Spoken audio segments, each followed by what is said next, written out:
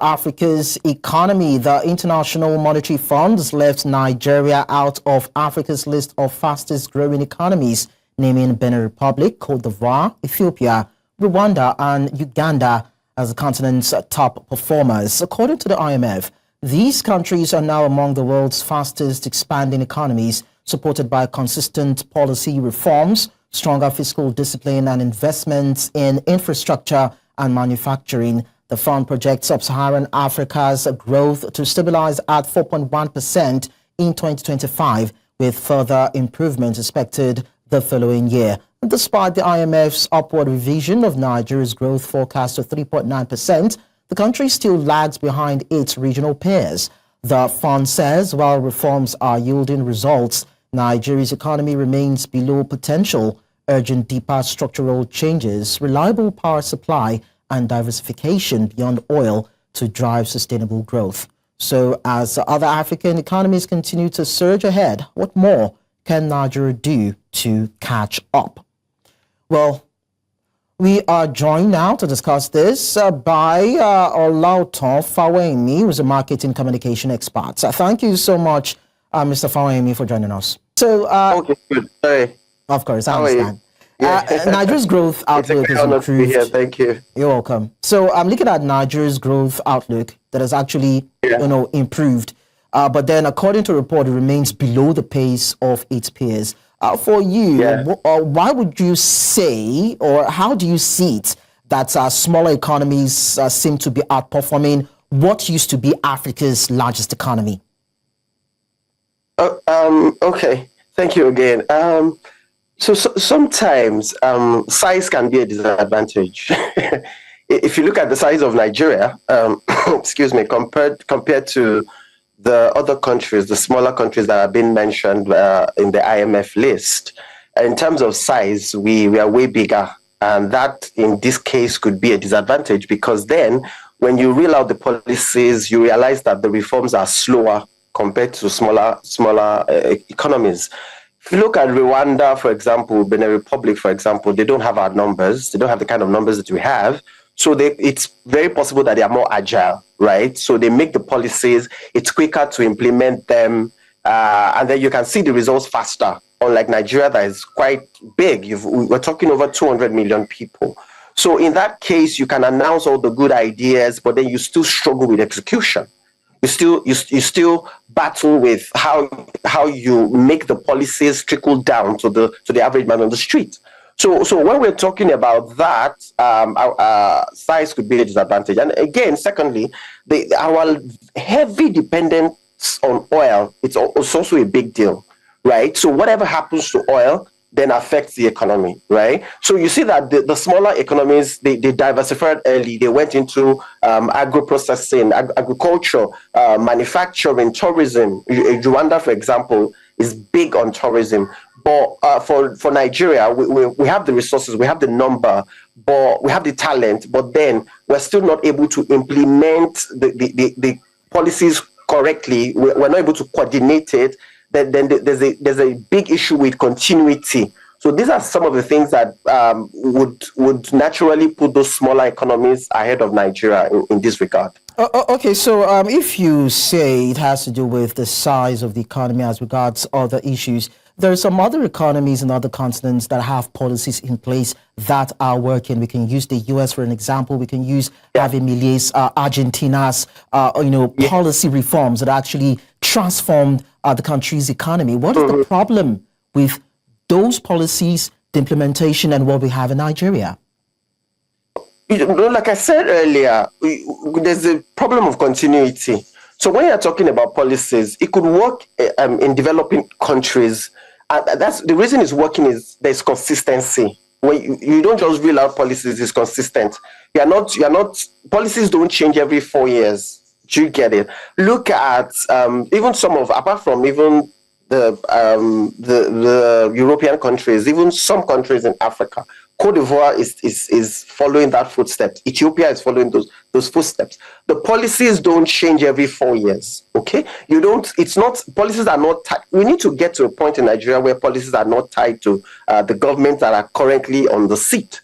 Right. So when we give our policies, let's give long-standing policies that will run their course, whether it is A that is sitting on the seat or is B. And in terms of infrastructure, the countries that you have mentioned are big. They are big on infrastructure. Bring it back home. Look at Rwanda. Look at Uganda. They are building infrastructure. They are building transport. They are building power before they even think about bringing investors.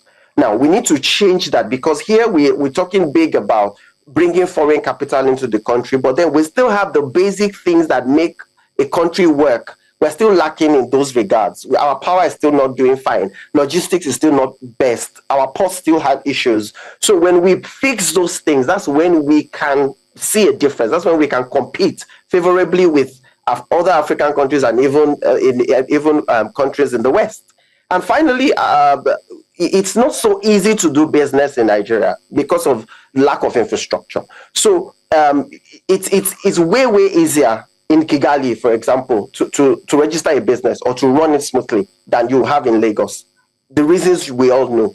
So if we are able to fix some of these things and get infrastructure right, you see our local entrepreneurs will do well. It will affect the economy before we are now thinking of chasing after foreign money or foreign capital. Okay, so you talked about the fact that there are issues around infrastructural development. We understand. Yeah. You also mentioned the issue around policy implementation. Why is it hard to implement policies in Nigeria? Does it have to do with internal sabotage or the lack of mechanisms to monitor progress or to evaluate situations? What are the challenges when it comes to implementing our policies? So the truth of the matter is, whatever policy at any level, whether at the federal level, state level, local government level, whatever policy that is being rolled out, it has to be followed through. The issue that I see with Nigeria right now is not that we don't have the right policies. It's not that we don't have a government that thinks about the people or means well for the people. I think what the problem is following through the policies. All right. So I remember saying this earlier in the week on another interview on TV that it is very easy to reel out policies at the top, at the high level. But then how does it get down to the man on the streets, the average man on the street? It's implementation, it's following through, it's ensuring that when it comes from the top, it comes down to the state. From the state, it is well implemented. It goes down to the local government. From there, it is well captured. It goes down to the LCDAs. And then it goes down to the wards. And then each and every person can have a feel of it, right? So if we're not, like I said earlier, if we're not dealing with the real issues, which are the lack of infrastructure, lack of power, the fact that it is very, very difficult to do business, the fact that we are heavily dependent on oil, we don't pay attention to other sectors that can build the economy, that can build individuals, build families, and build the economies, such as agriculture, such as manufacturing, such as tourism. If we're not looking into all of those things and building policies that will, if I look at the entertainment, look at the tech industry, the creative industry, we're beginning to see green light in those areas, but not so much is being done in these areas to actually help the economy grow. So that's why you see that policies they're not effective, because we're not, at the end of the day, we're not facing the right channels and making sure that whatever it is we're doing is having a national effect on the economy.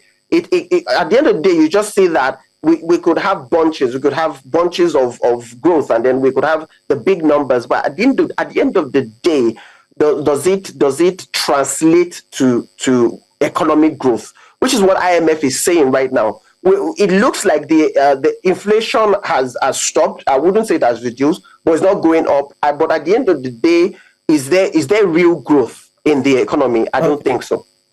Okay, so even as we wrap up on this, I'd like to also take your thoughts as regards IMF's concerns with Nigeria focusing on domestic borrowing rather than going to the IMF and, of course, the World Bank. Now, it is saying that also needs to be addressed if we're going to have a stable economy, and, of course, how that would affect investor confidence and the business ecosystem. What's your take on that?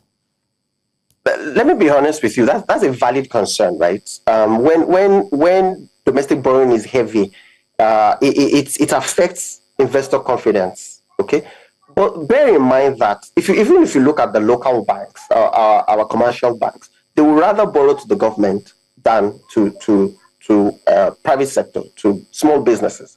I don't know if definitely because one, you have to play to the gallery. Two, you are ensured that the money is safe, you can get it back. But then at the end of the day, impacts the growth of the private sector. Because then again, the taking the money, getting the money back will still affect the businesses, because then you now have increased interest rates. Okay, because it's going to the government. Mm-hmm. What it will then do, it will reduce productivity because you're not borrowing to private sector. It will affect job creation. At the end of the day, we will have issues when the government is doing more of domestic borrowing, and when we cannot see the effect of the borrowing, when we cannot see visible, tangible growth that ties to the borrowing, then investors will have a problem. The investor confidence will be tampered with. That's my take on it. I won't say don't borrow. I would say borrow smart. Let the direct loans translate to productivity. Let it translate to job creation. Let's see the essence of the borrowing. And at the end of the day, it can naturally just affect investor confidence. And they can say that we can see more traction in terms of investing in the economy. Okay. All right. Thank you so much, Olaotan Fawehinmi, for sharing your thoughts with us on the news. Thank you. Thank you so much.